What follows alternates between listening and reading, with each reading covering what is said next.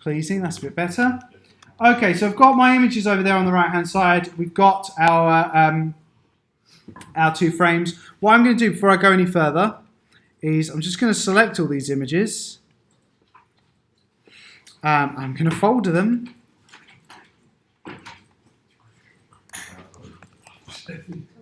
I'm just going to call it ref, because it's reference images. I'm not going to lock them though. I'm not locking that folder. I'm going to use that. What I will do though is make sure that my frames folder is always at the top. The reason I want it always at the top is if I decide to draw anything, it will always be kind of behind the frame. That's a bad example. It will be. It should sit behind the frames. So keep the frames at the top. Okay, you want that to kind of close off whatever it is you're working on. So the next thing I'm going to do is I want to really take a close look at these images and start making some design decisions around how I can actually utilize them. It's all well and good kind of looking, just looking at a bunch of pictures and going, oh, I like this or I like that. But actually, good design is built on research, and it's about understanding how to use images and how to actually use these materials. And also knowing what to use them for. Okay? So, we need a theme. Our theme, because I promise you I've just kind of pulled this out of nothing. Our theme is going to be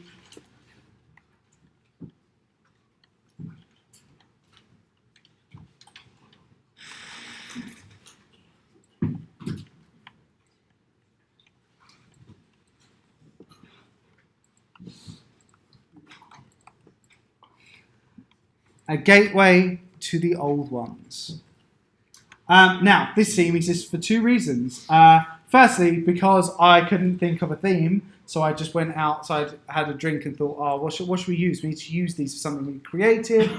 Oh, I know. We'll use some Lovecraftian themes, just because I'm reading The Mountains of Madness at the moment. I was like, okay, this is cool. Yeah, we'll use that. It's kind of in my brain. And then I was like, oh, this is quite an apt theme because of the crazy story about House Castle. So it's like these things all kind of link together, and yeah, we can use that. So that's going to be our kind of theme. So with that in mind, we know we're going to go for like a spooky supernatural horror theme around kind of some of Lovecraft's writing, but also around possibly the legend of House Castle. What I want to do now is actually make some decisions about if I'm going to use this material, how am I going to use it? So I can look at this and just decide what I like and what I don't like and what the common themes are. So for example, one common theme is castles have small windows. So I know if I'm going to design a castle, it will have small windows. But that's just a theme. That's just a similarity between all castles. But what about Czech castles? What about the specific, with the exception of Warwick? So we're gonna kind of put a bit of an X. No, not that one. But with the other castles, what other themes can we kind of see there? And actually, there's some really kind of interesting stuff going on. I'm just going to lower the opacity down here. So I've selected the ref folder. I'm grabbing the opacity slider.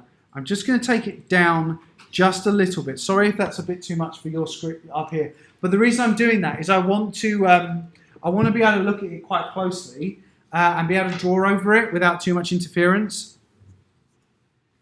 So on my, I'll go for another fresh layer. So what kind of themes can I pick up on? Well, the first thing that stands out to me with my images is the roof shapes. Look at these really kind of strong, flat lines across the rooftops. Can you see, like, with these castles, by and large, they go for these really kind of definitive lines. It's almost like the castles were built one way, and then something really bad happened. So there's like these really kind of strong lines. And the roofs have been replaced or have been kind of filled in. I mean, that you can, I don't know how well you can see this. That castle has got damage to it. And that whole roof section is new.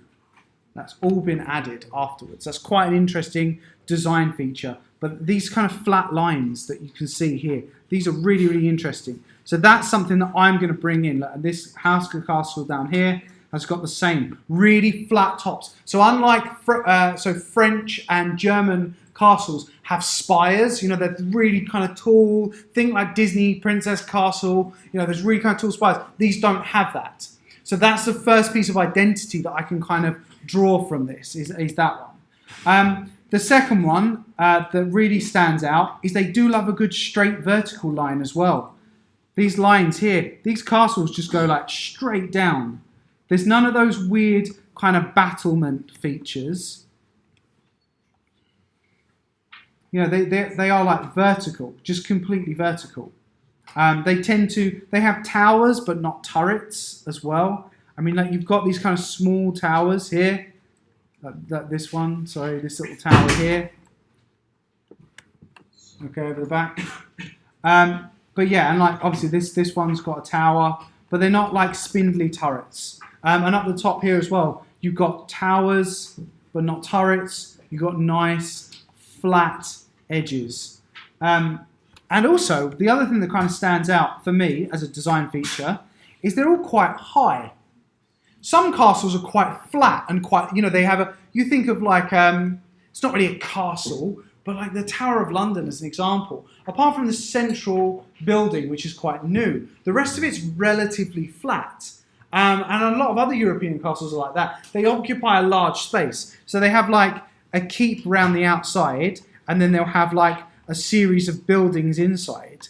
So that's like a vertical view, like looking down. They have like a big outside outer area, and then they have an inner keep. Whereas these castles, these are like tower blocks. They're just like boom, just vertical structure, flat roofs. So I'm looking at all of these pieces of information and using that in my brain to think, well, if I had to draw this, if I'm going to paint this, what does that look like?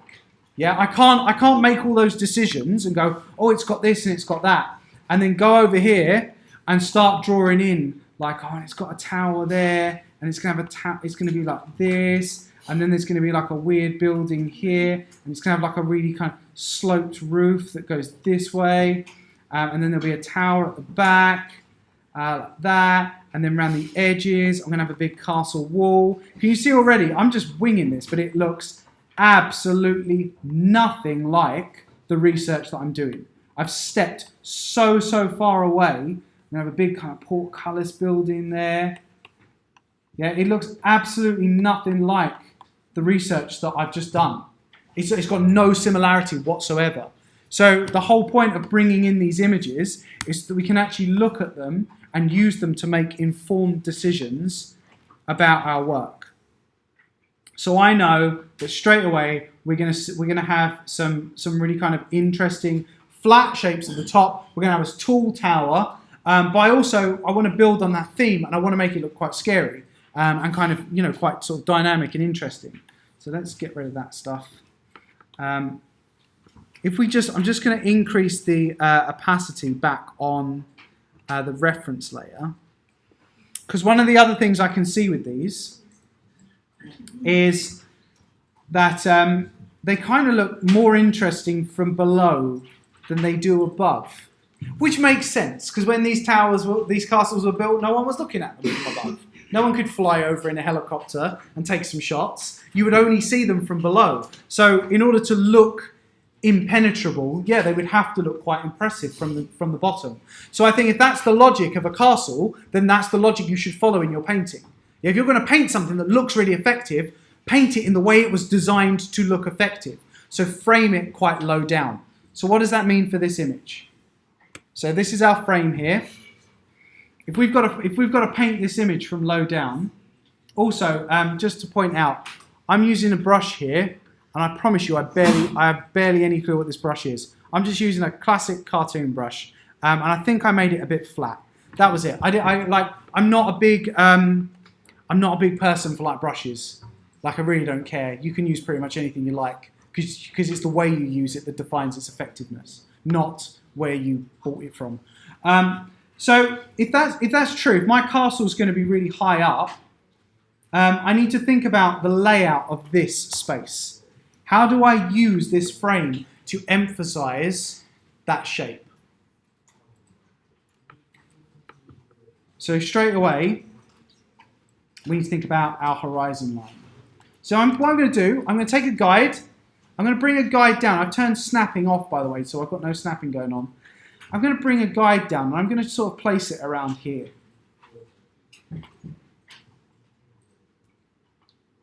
That's my new horizon line just for this image. Now, the reason I placed that horizon line so low is that same logic we were talking about earlier about with the characters, like your eye line, like the horizon lines up with your eyes. That's your eye height for that image. So if I place this horizon really low down in the frame, what does that say about the size of or the position of the person?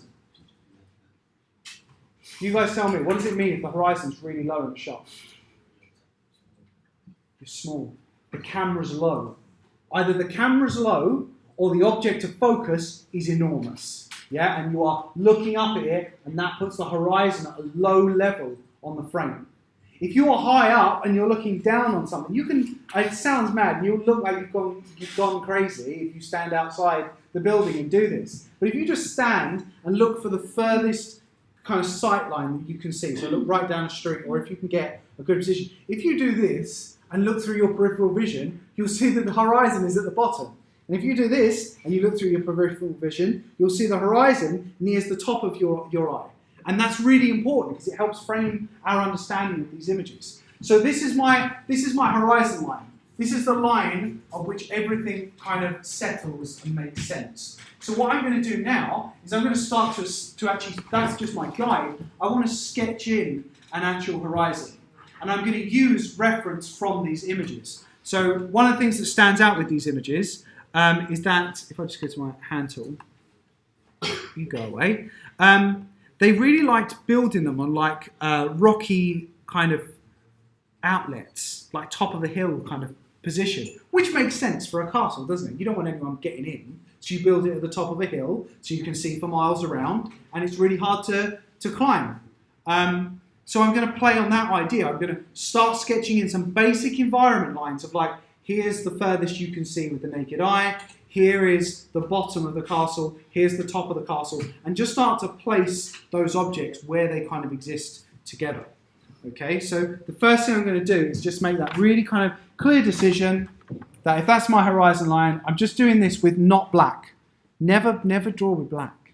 Just don't, okay? It's just bad practice. Draw with like a deep grey, where you can change, you can get a bit of definition when you apply that kind of, those kind of layers with it. Let's get that in there. There we go. So I'm just going to kind of sketch this in. So that's my horizon line. Oh, turn snapping off. Let's see it go away.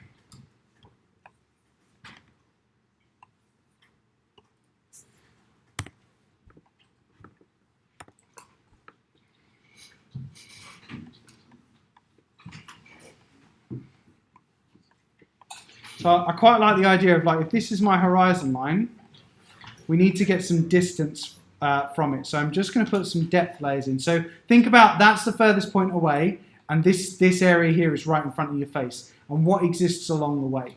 So I'm just going to put some very basic lines in just to imply that there's a difference in ground level. So the leveling of the ground's just changed. And then what I'm going to do is start to think about, well, if that's true, I need to put some kind of some height into my object in order to give it a bit of definition. So I'm just kind of putting some marks in to say that this ground up here is higher, but also that it doesn't sit on the background.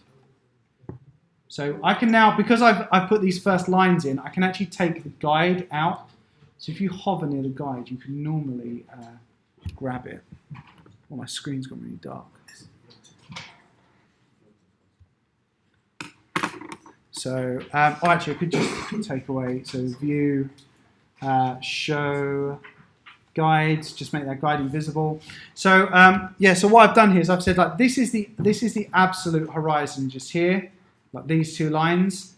This line sits in front of it, so it's in the mid-ground, and I'm lifting it up. So I'm just putting in some height into it. and I quite like the idea of framing around it some trees. So I'm just putting in some very, very basic lines to say, look, this is all very flat over this side. This is my foreground, and I will populate this with information, but at the moment I'm just plotting out shapes. And then I think what we need to do is we need to make some clear decisions about what actually happens on this rock face. So we said straight away there's some clear lines. So I'm just going to go in and go, right, we got this castle has very, very clear vertical lines. So I'm going to kind of bring some of those lines in. Also, don't be afraid to use that, to undo, but do it quite liberally. Sorry, don't do it too liberally, should I say. If you do a line that's wrong, just make a note of it in your head and keep drawing. Don't do this. This is the slowest way to draw, all right? That, no, that, no, that, no, don't like that, no. You spend all day, you won't draw anything, okay? If you make a bad line, just say to yourself, that's a bad line, I'll come back to that at another point, okay? But for now, just focus on getting in some basic shapes. So I'm going to create some very kind of basic lines.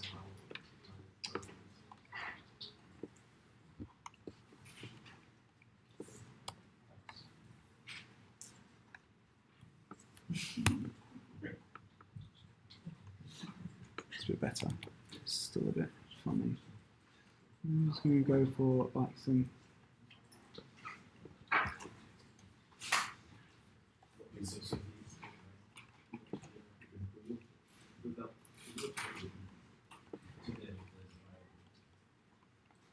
Okay, and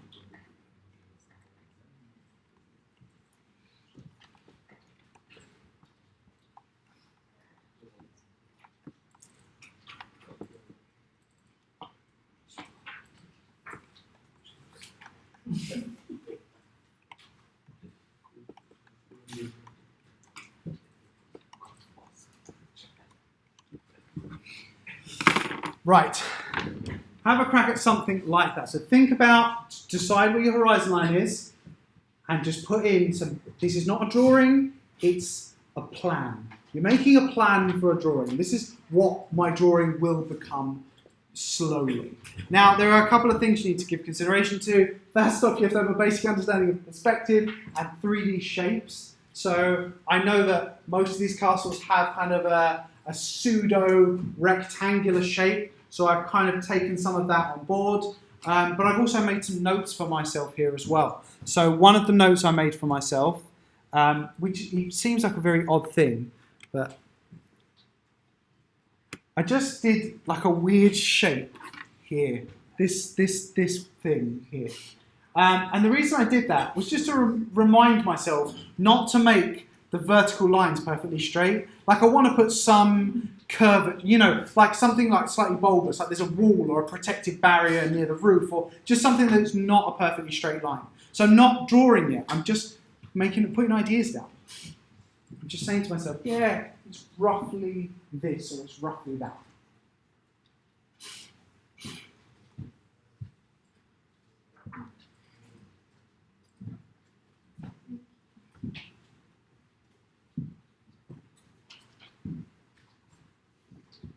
So at the moment, try not to overthink it. What I don't want you to do is do anything beyond line until the lines make sense. If you are, don't start thinking about light yet, don't start thinking about colour yet, just think about line. Like, if I have to place objects into this, how do my objects sit?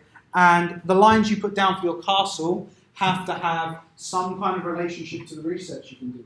Like, are the castles you've chosen, are they reflected in this somehow?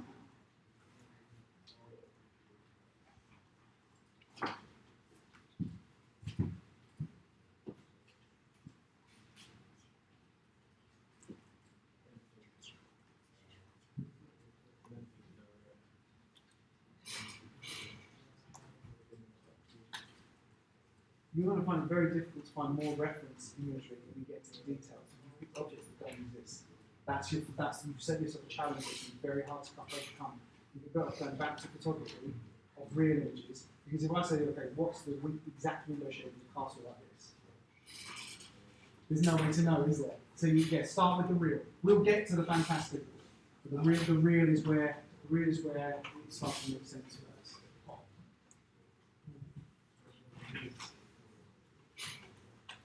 Yeah, so at this point, you're just thinking about lines and kind of roughly what does this shape look like.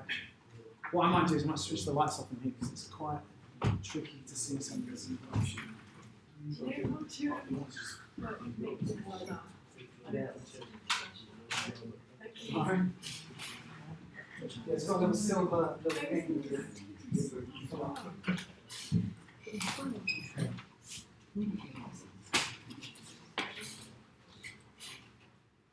Not bad. Come out. You put your stuff is very big in your image. Give us a little bit of space. Just, you want to be able to fit more of the environment in if you can. Yours it doesn't have to occupy the whole frame. Just a little bit smaller space around it. A little bit of breathing room.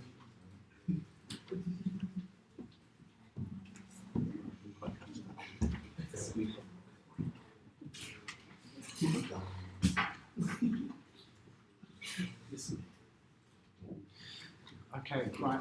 Make sure I hit the right lights. I'm just going to plunge something. Okay, so just pause, stop where you are for the moment. Hit save. Just save it. Good practice. Just want to talk you through where my head's at, because watching someone else tell you how to draw something is not an easy thing to follow. Okay, it's a very confusing thing to follow, actually. And there's some things that that kind of maybe need to be explained. Why I made certain lines. The other thing is when we watch other people draw, sometimes we make assumptions about why they do certain things, and that can lead to bad practice. I saw a couple of you doing it. I do it too, where if I'm kind of way out of my comfort zone in terms of what I'm being asked to create, I'll kind of like put down 3 lines for every thought. So I think about something and then I'll put down a bunch of lines and I'll hope that one of them's kind of the right line or the right shape. And you end up with some very kind of messy imagery. And that's fine. But when you watch people do that and they put down lots of lines, it doesn't always mean they're following the same mental process as you. All their lines might have a meaning. Yeah, they're not be operating on the put a bunch down and hope one looks right strategy. All of theirs might be exactly what they want them to be. All right, so you've got to be very considerate of that. It's like, what do they call it? Economy of line is what I was taught when we did I used to do traditional life drawing. I studied fine art when I was at college. And it was economy of line, which is how much material do you have to put onto paper to get the outcome? You should be able to do it with the least amount of material possible to get the meaning of the drawing that you're creating. And it's the same for this. Don't put lines down if you don't need them. All right? If you make a mistake, fine. Like I said, just acknowledge that it's there and move on. But don't put down stuff unnecessarily. So what do all my lines mean? Because they do all have kind of a purpose. So this is my placement of that castle. Got no detail in it, but I have made a very clear decision. So where's the input? The back. Remind me not to touch this again. Come on. Here we go.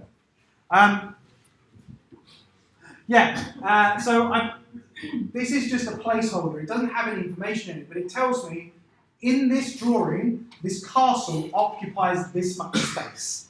Okay, this is where it exists. I've also made some other kind of decisions as well. So you'll notice that this line here and this line here, so these 2 roof lines, they are perspectively incorrect. Or at least they would be if it was a perfect rectangle.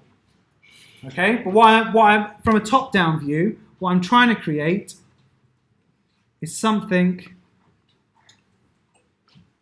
more akin to that shape. So it's not a perfect rectangle. It's slightly oddly shaped. So I'm thinking carefully about, I don't want to just draw a rectangle and put some spikes and some windows on it and call it a castle. I want it to feel odd, like it was built in stages. It's slowly built up over time. So that's my first decision. I tried to make those feel different and tried to get a bit of strangeness to the side there. So my other decisions. So we know that my first line was this one here. So that was kind of setting my horizon, like this is the distance. But what I've also done is I've got that line that kind of flows up this way. This one I'm going to alter. This line's not going to stay. This is up here is fine, but this bit needs to be removed. I'm going to put some rocks and stuff here to build distance. My vertical lines are size measures. Okay? That is a fully grown tree. That is a fully grown tree. These are fully grown trees. Notice how they're slightly smaller than these lines. This is a fully grown tree, but so is this one. This is a partially grown tree. Okay, so I'm making decisions about depth and distance. And then in the foreground, I've just put some big shapes in to say, look, for reference, I'm probably going to need to add something in the immediate foreground to establish scale. To say, look, this is how big this castle is, because that's how big a tree is. And that's the beauty of like design. And we'll talk about this a bit more in a little while, actually, about the idea of how to see. Like when we look at a painting, how do we know it's good? What are the signifiers of goodness? So yeah, I'm making some kind of markers for myself.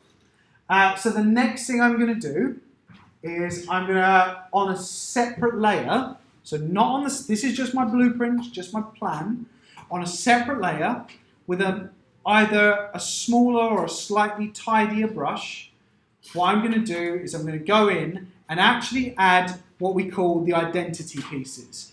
So this is about space and saying that this is how much space this occupies, this is how much space the floor occupies, this is how much space the sky occupies. Now I need to think about how do I make this block look like a castle and actually look like the things it's supposed to represent.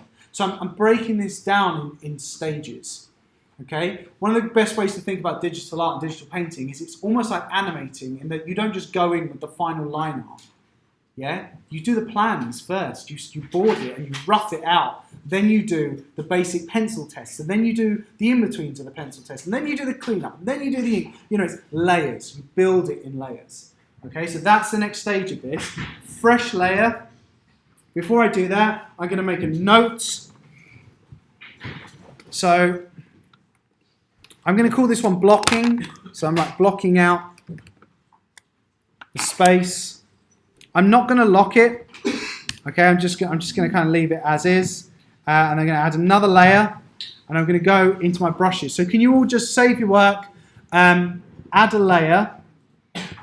And then we'll do about 10 minutes of just sketching and just kind of building up those more details, refined details on top. And then once we've done that, I want to talk to you a little bit about the brushes themselves and ways that we can get them to work.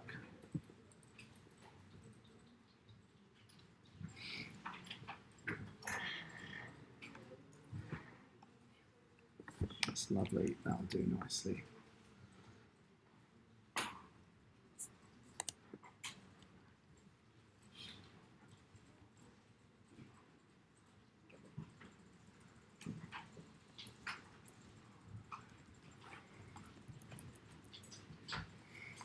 So the other thing I'll do with blocking, I'm just going to bring the opacity down just a little bit. And this is where I'm going to really start looking at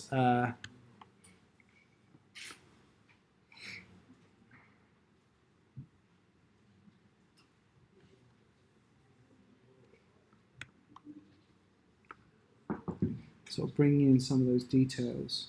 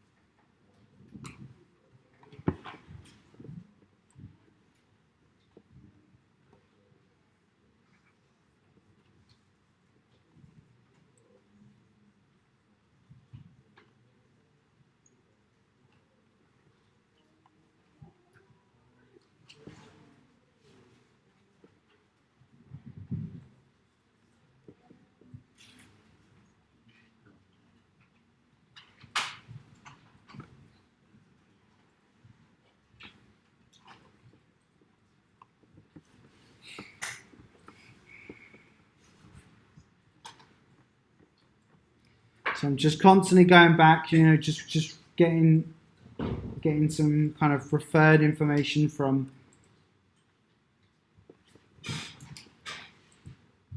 my research, trying not to do anything that would like break the design. I don't want it to look just kind of mismatched at any point. So I'm just trying to get those kind of details in there. And again, notice how I'm not thinking about light, I'm not thinking about color, I'm just thinking about shapes at this stage. Light and color come later. Okay, and it will happen. We will be working with them. We just need to do the other stuff first. We need to get a strong kind of idea of what this place is and how it kind of works.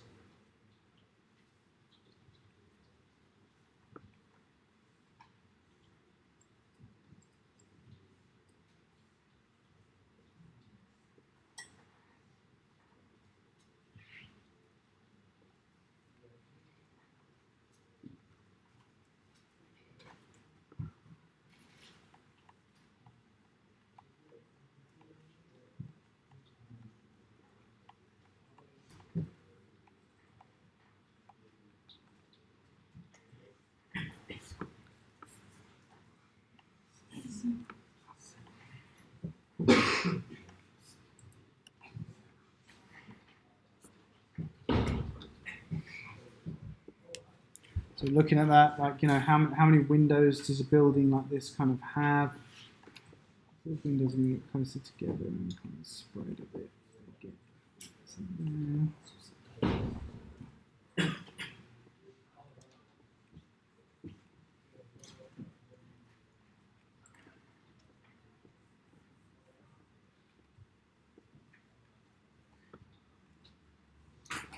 So when we think about perspective, we should be thinking about not in terms of like 1 or 2 point or just about a vanishing point. So we should really be thinking about 3 and 4 point perspective. So not just how far something exists across a z-axis, like into the distance, but what about upwards? What happens to the perspective of an object when we look up at it, and how does that impact the way with the way we see it? What about an object that's a long way below us? I saw someone over there who's working on a vertical aerial view of a castle. So what impact will that vertical axis have? That low y y coordinate. We need to give consideration to those things as well.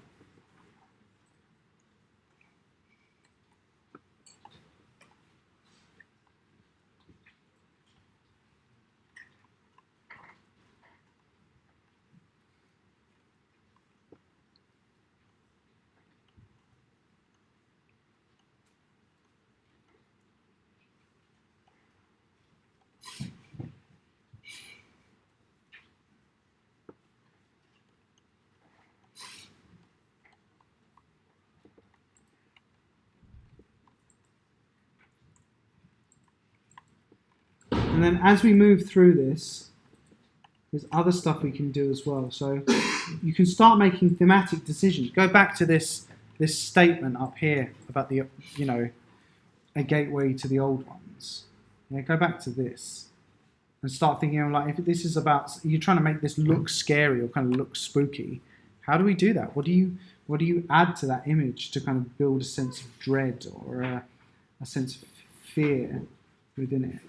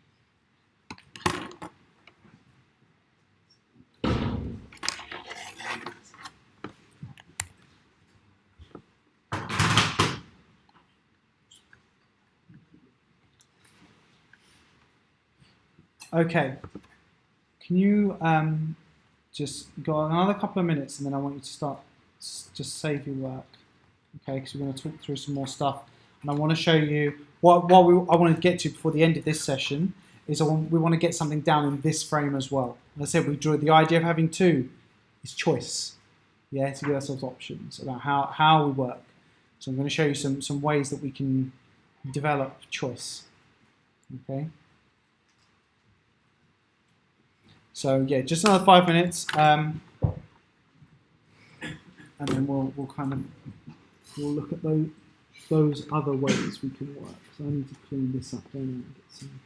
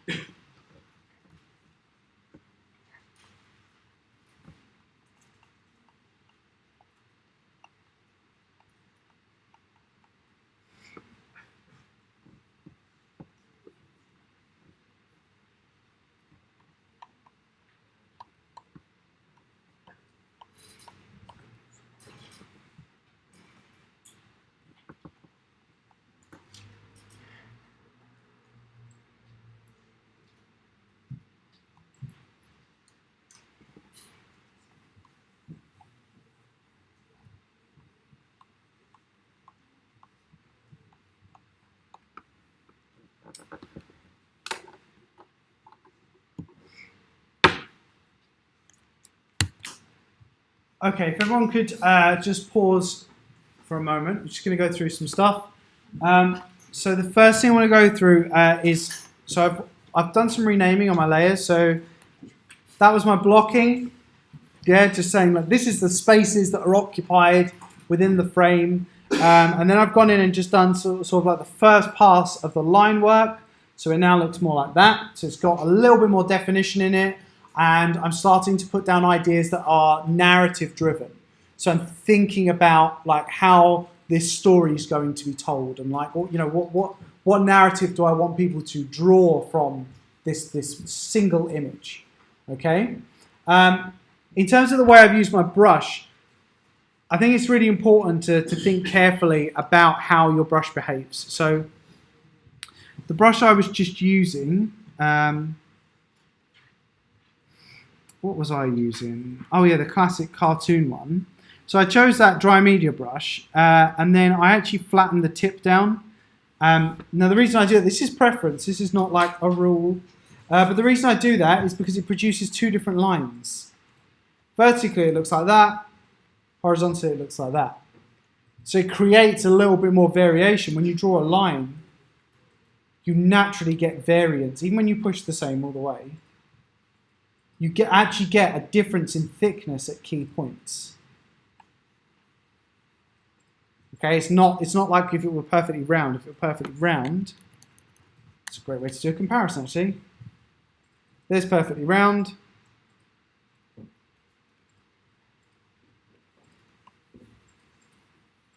Same thickness, same pressure, but flattened.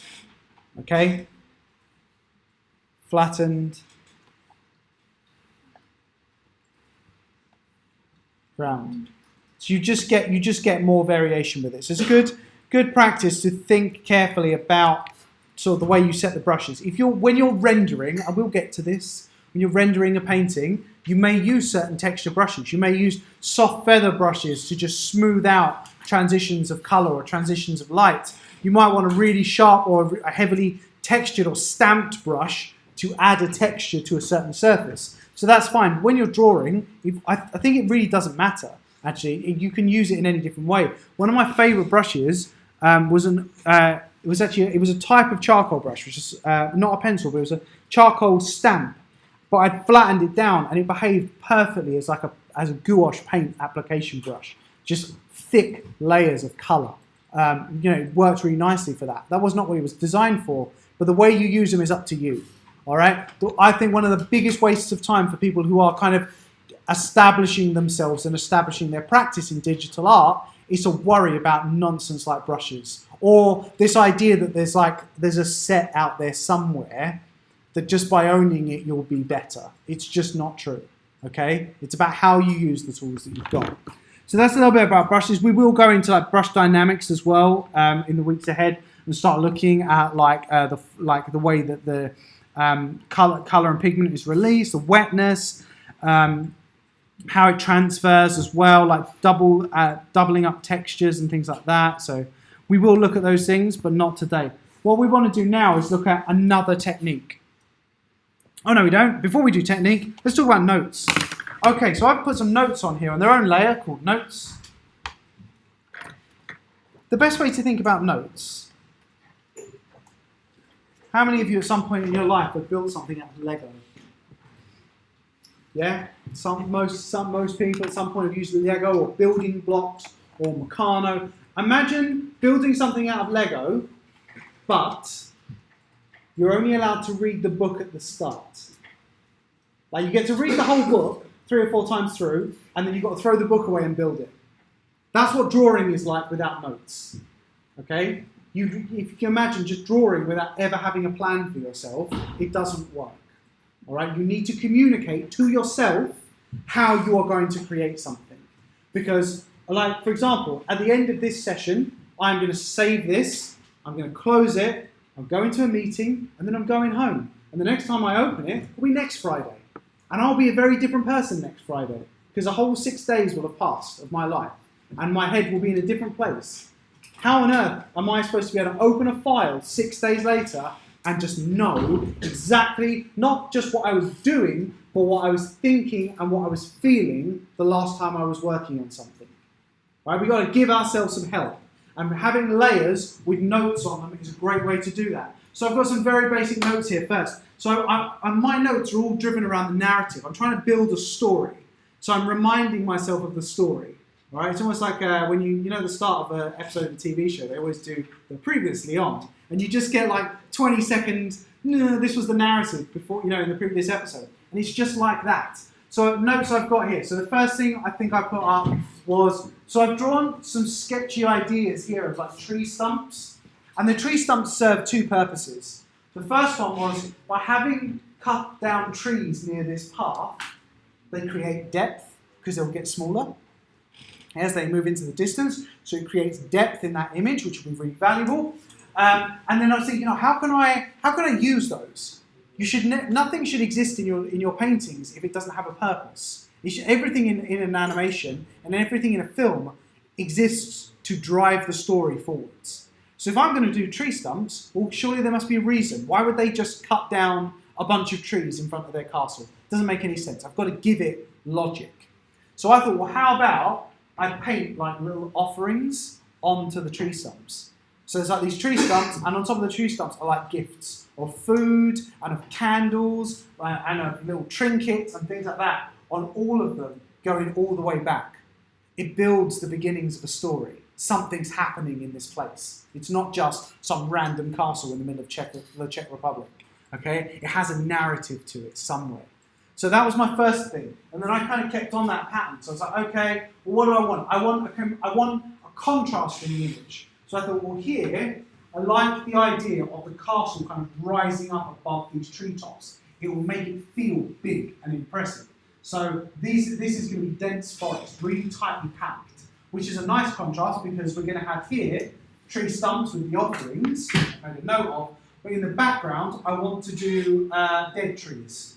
Just really thin dead trees. The reason I'm going to do that is because, again, it creates distance, because you'll be able to see all the way through to the sky. Yeah, you'll be looking all the way into the far distance. So these are all going to be dead trees back here. But also it creates that contrast from left to right. Living, dead, and offerings in the middle. It's building that narrative. Something is happening in this place, in this image. And then I started thinking, okay, how else can I create, how else can I make sure that if I've got all of this stuff going on, I've got trees and dead trees, and I've got a path, and I've got these offerings, I want my viewer to look at this and their eye start here and go to that castle. I want them to go, oh, there's offerings on the floor for that castle. Yeah, I want their eye to naturally move that way. How am I going to do that? So my next thought was, well, what if I put a really strong light behind the castle? So not the moon, all right, it is the moon, but not a visible moon. I don't want to paint a moon, all right? That's a bit childish. I definitely don't want to paint the sun. But I want a strong light source. So I'm thinking, if I place a really strong light source here, it'll do something quite clever. First off, it'll create this immensely powerful silhouette of the castle. Yeah, it will high contrast, super high value contrast here of that castle up the top. The next thing it will do is it will actually, as the light, because light is, we're going to do a session on an actual scientific explanation of light in painting. But one of the ways it works is it's omnipresent. It doesn't just strike from one place. Okay, it's much bigger than that. You think the size of the moon is reflecting light towards a spot on the Earth. The size of the moon, it's a huge amount of light coming down.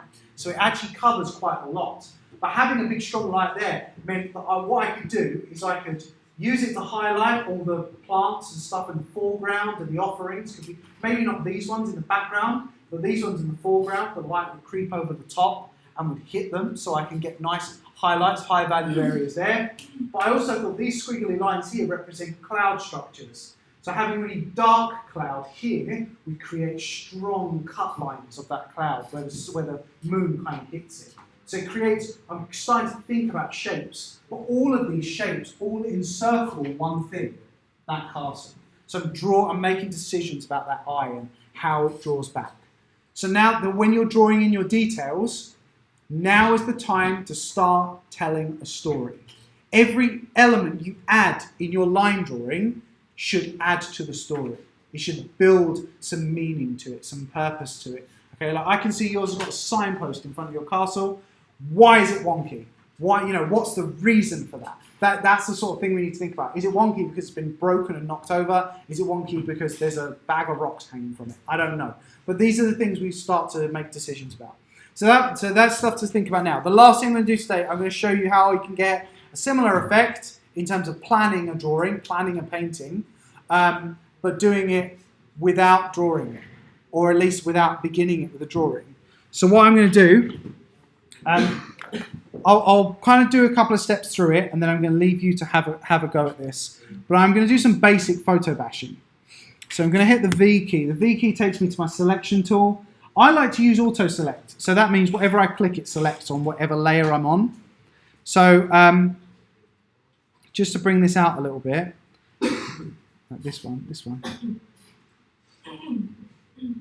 There we go. So my reference images is selected the reference image I'm going to use. And what I'm going to do is I'm just going to right-click that image and duplicate it. Bring that duplicate down into the space. Now the reason I picked this image is because in terms of perspective, it's actually quite close in perspective build to the drawing I did. So I'm not doing a whole different drawing, I'm doing different ideas for a drawing. Okay, so that's the first thing I'm going to do. Then I'm going to go to select, no I'm not, I'm going to do it manually. Let's not start using hotkeys. I'm just going to inverse this horizontally so it's facing the other way, because what I'm going to do is actually frame this in a different space. So yeah, I'm just resizing it. Now the way, once you've selected a file, if you want to do a full resize on it, you just hit Control-T, or if you want to Mac, Command-T, and that will allow you to do some quick resizing. So I'm just going to resize this ever so slightly. I don't want it too big, but I want it sizable. Then what I'm going to do is I'm going to go...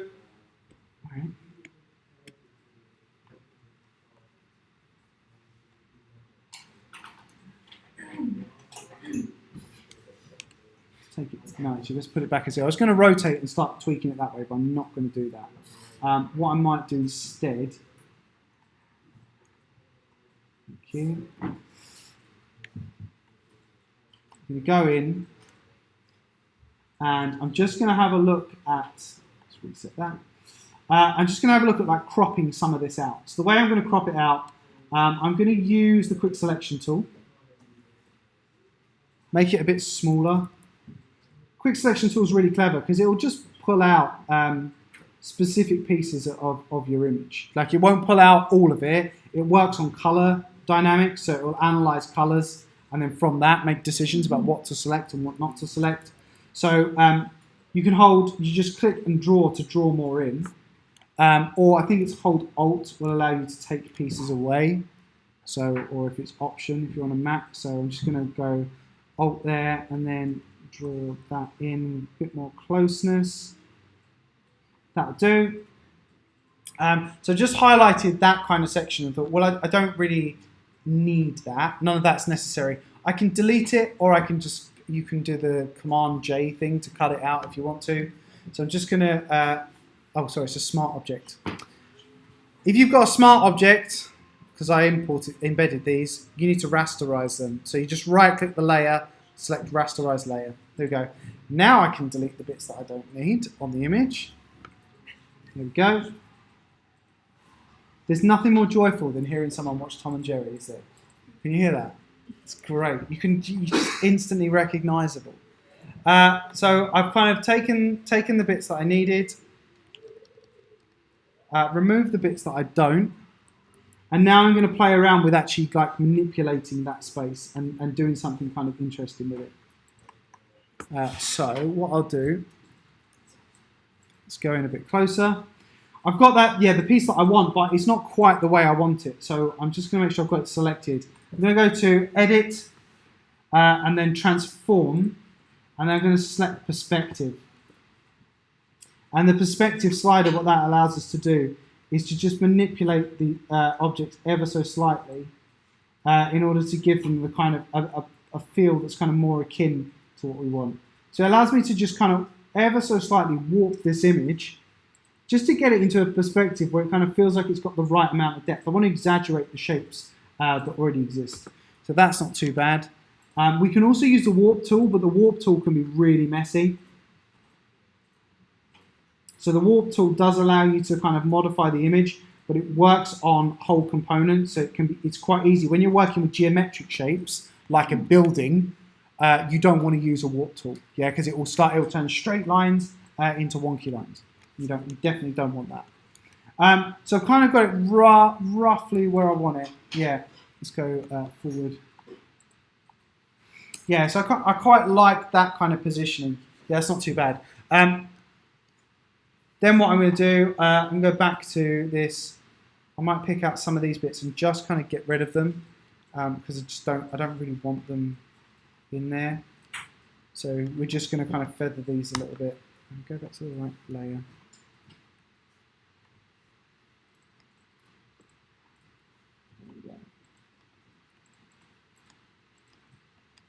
Yeah, that's all fine. And then what I'll do is I'll go back to my reference images and I'll go, okay, are there any other components here that I can utilize? Things that can kind of make this stand out or make it kind of just feel a little bit more alive. And actually, there is some stuff that I think we can work with potentially. I really like some of the idea of the snow cap stuff from this one. So if I go back to my selection tool, so just selected that, right click it to do a duplicate. Yeah, that's fine. You just bring the duplicate down here. This is where this gets messy because now I'm thinking about layers with a bit more definition. Let's bring you all the way up here. It's in front of all of that. But I quite like the lower buildings here and what they can do. So I'm going to hit the V key, select this.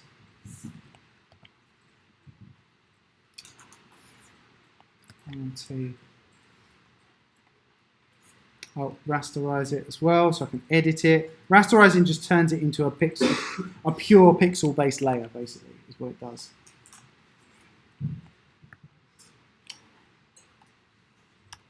Sorry, I've just realized I've got a selection active somewhere. There we go. So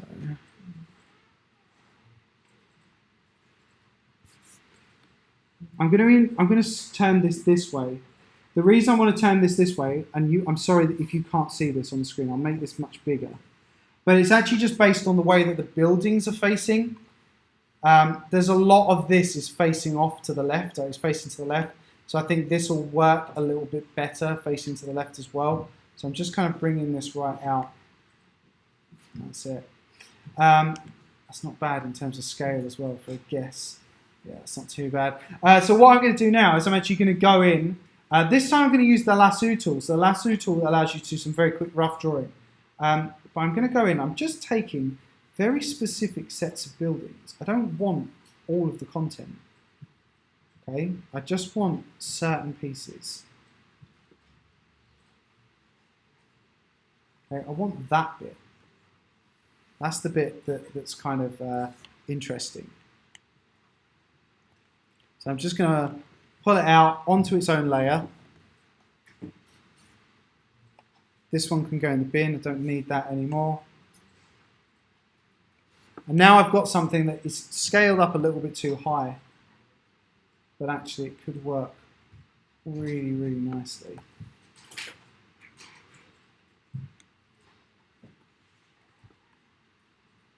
And then all I need to do is kind of match the perspectives. So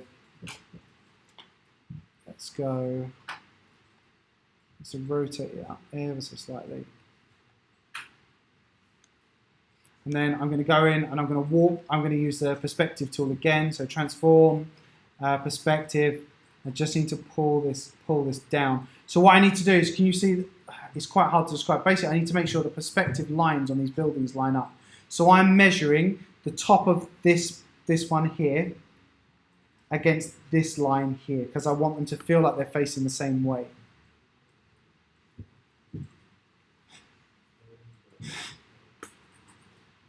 I don't want to overdo it. I don't want to completely wreck it.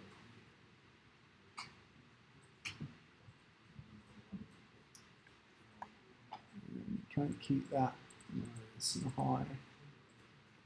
That's it.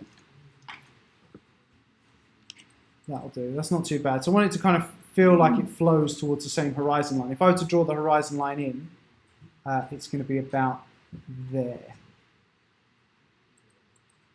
Okay, so what we're actually looking at is this idea. This is a slightly different perspective, the way I'm building this image. But this image works on the idea that we're standing at the top of a valley, we're looking down into a valley, and then up at a tall building.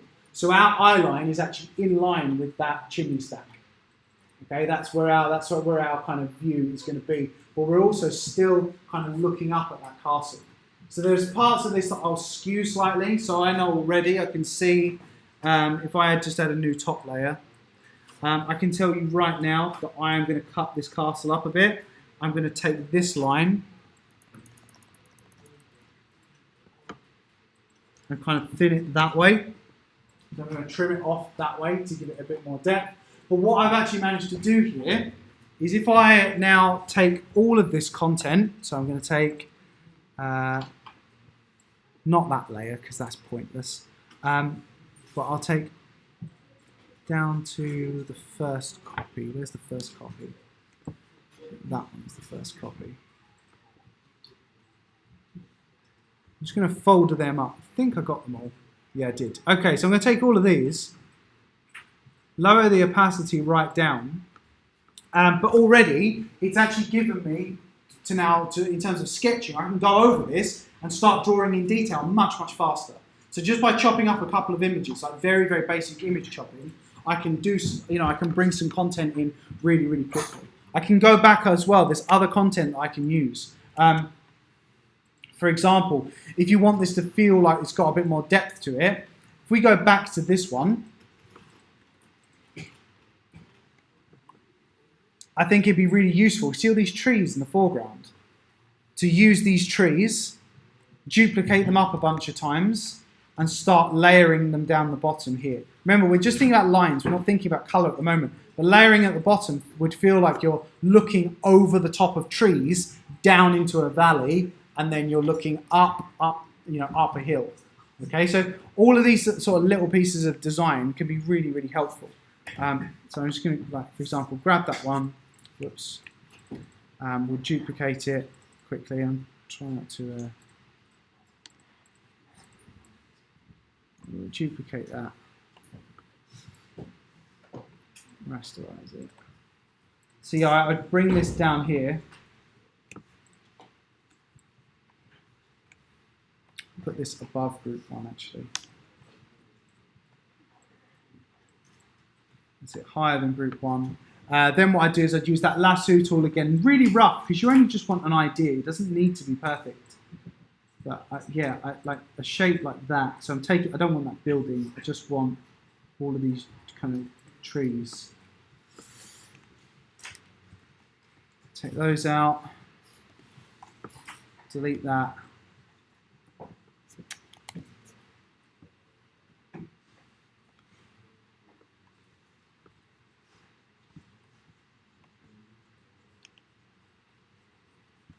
and then grab this one. Yeah, so I'd kind of frame this like this, and I would start to distort it as well. So I'd maybe grab another one. And then this one I'll warp, so I'll just mess it up a little bit. And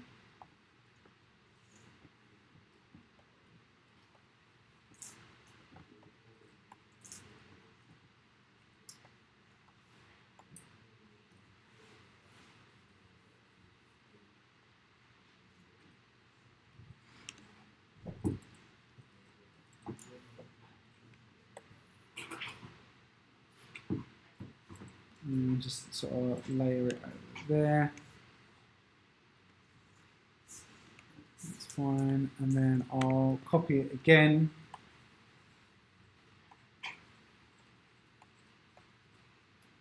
There we go. So it's just a quick way of just sort of like bashing loads of stuff together in order to fill out the image. But the end purpose, the end goal of this, I'm even like crush it down so it takes on a slightly different shape. There we go. The end goal of this is to take all of this content. So let's just put all of this, all of that into that group. Yeah, so put all of this content together so that I can create a new layer on top with a clean brush.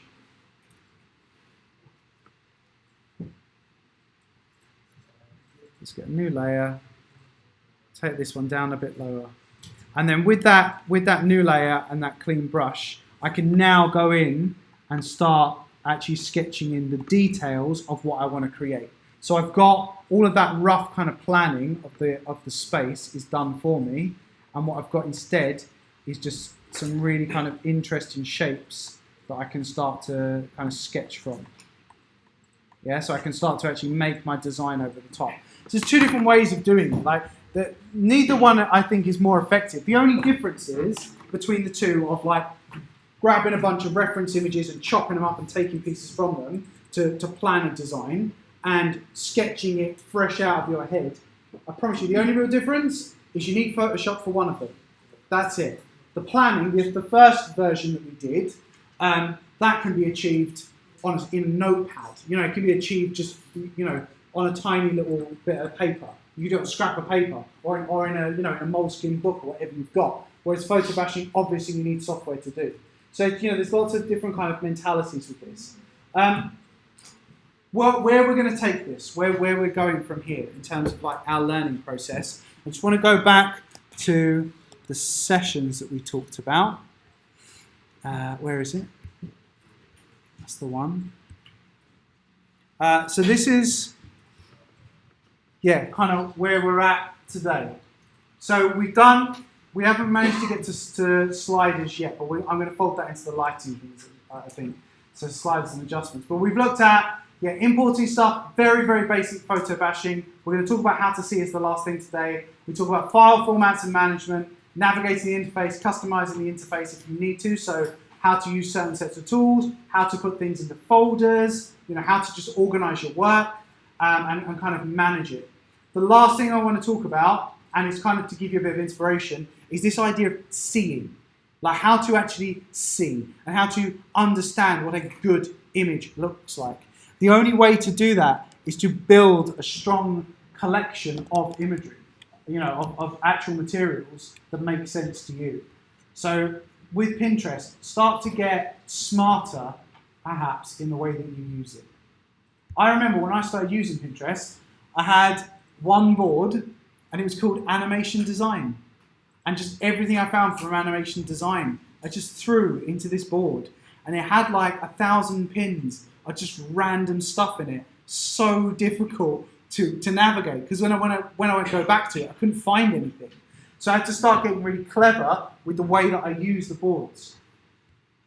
So for example, if we go up here to my Pinterest, you'll see I've now got very specific things. I've got specific artists. So just Andrea Blasic there, so just his stuff. I've got generic, so I've got some of Simon Lee's maquettes there for sculptures. There's that original board. That's the very first one, was animation design.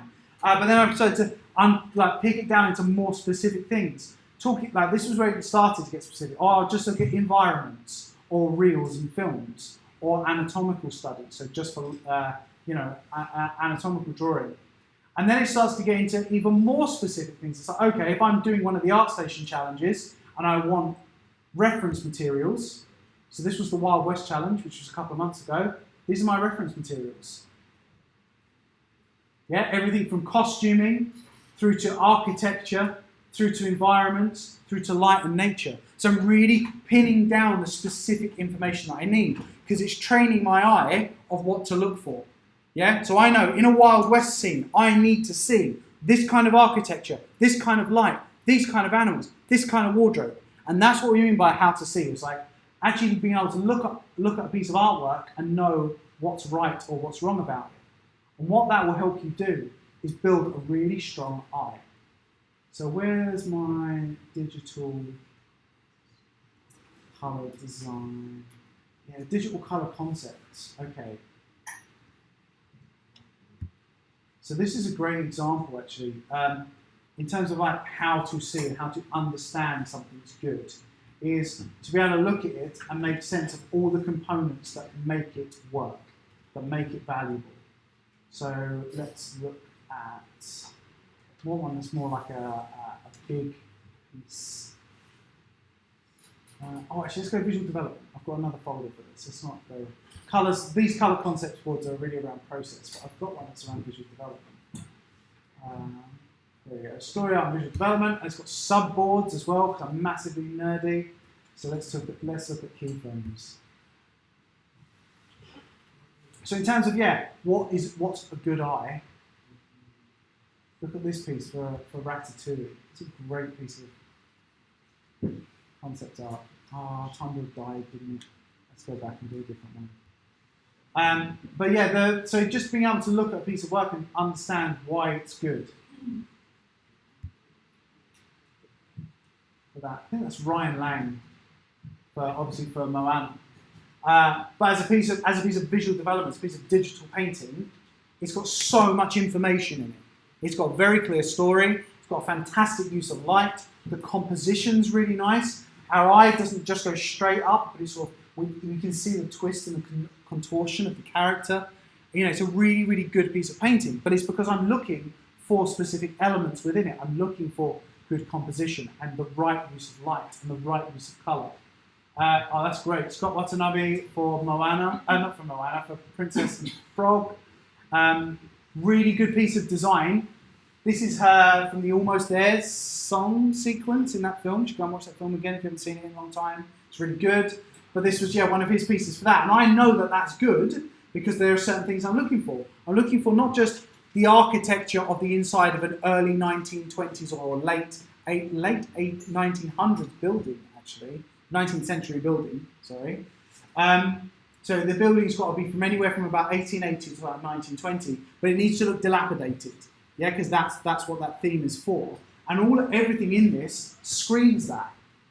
Look, it's not just about the fact that the light is really beautifully constructed to frame her for as the centerpiece of the narrative, but the way that light is used very sparingly to break through the broken walls and the broken windows of the building. So there's loads of very good pieces of design here, and I can recognise those as good pieces of design because my eye is trained. And that's what we need to get to. We need to develop your understanding of why something is good. That's Scott Watanabe as well, isn't it? I'm just going to show you this one quickly because it's great. Tangled's a really interesting film, actually, because Disney were just really bad in the 2000s at a lot of things.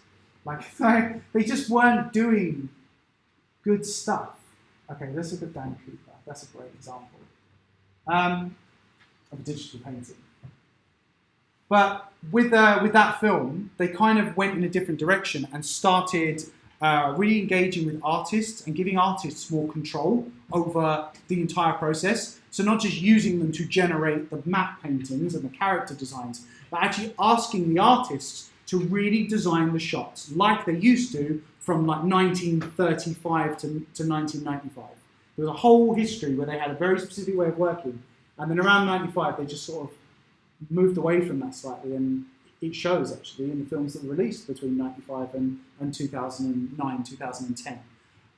But with Tangled, they really lent on the artists, and they asked them, help us tell the story in a way that you think it should be told. And these are the outcomes. These are the sort of things that were produced. I mean, look at the way that that's lit.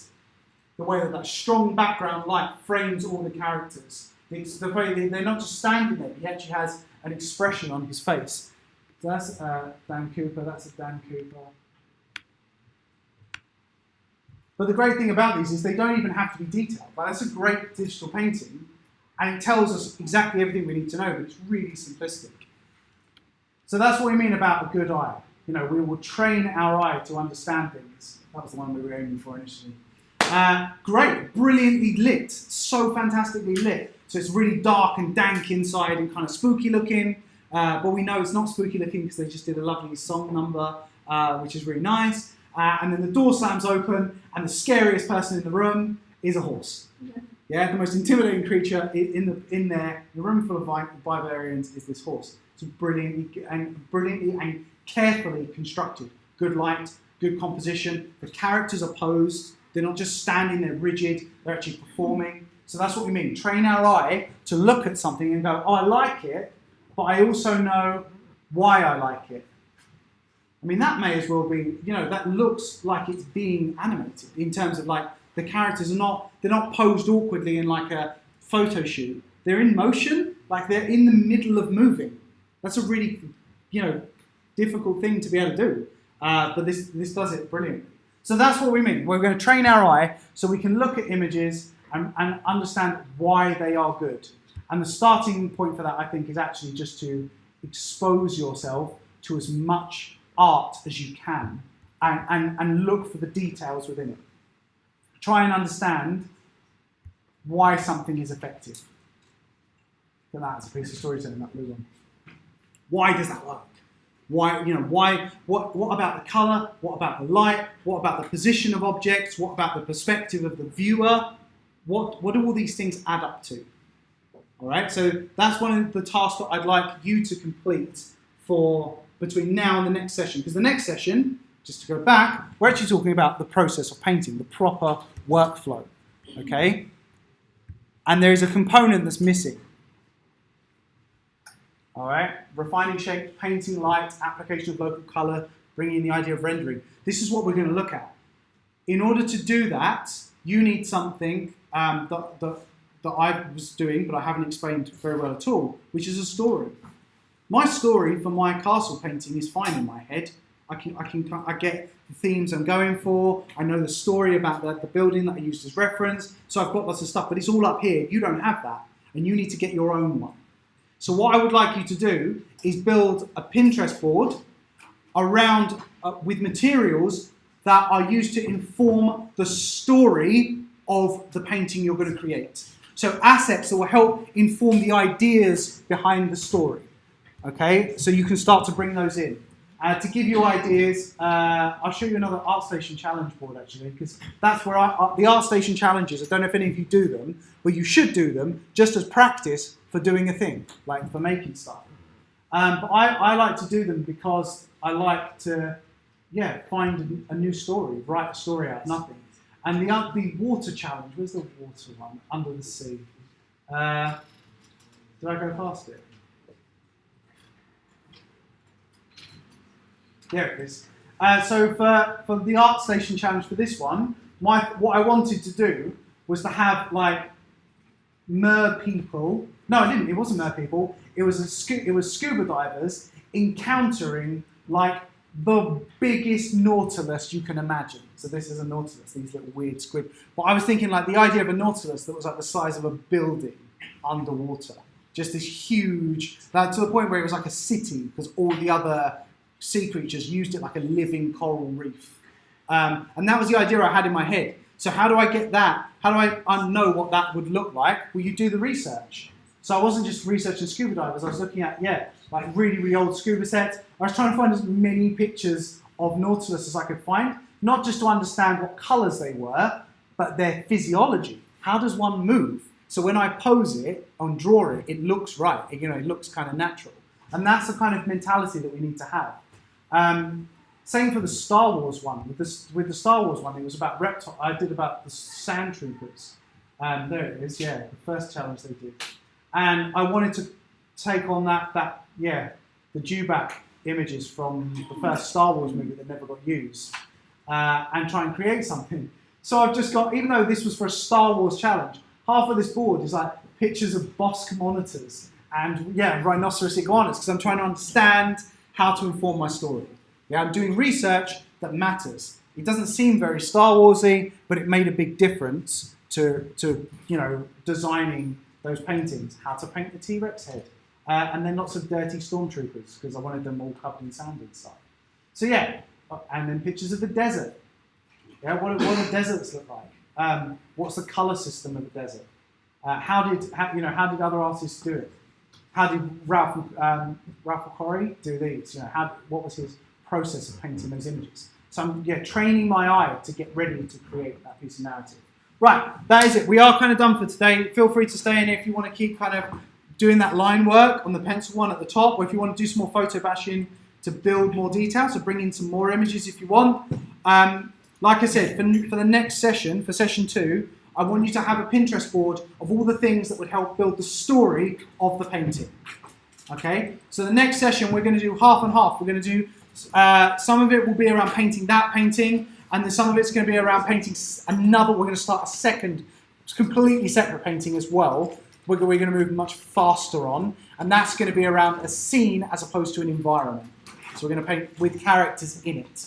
Okay, right, cool. Thanks everyone. Just, make sure you put the pens back on charge and save your work and all of that sort of stuff. And I shall see you next Friday.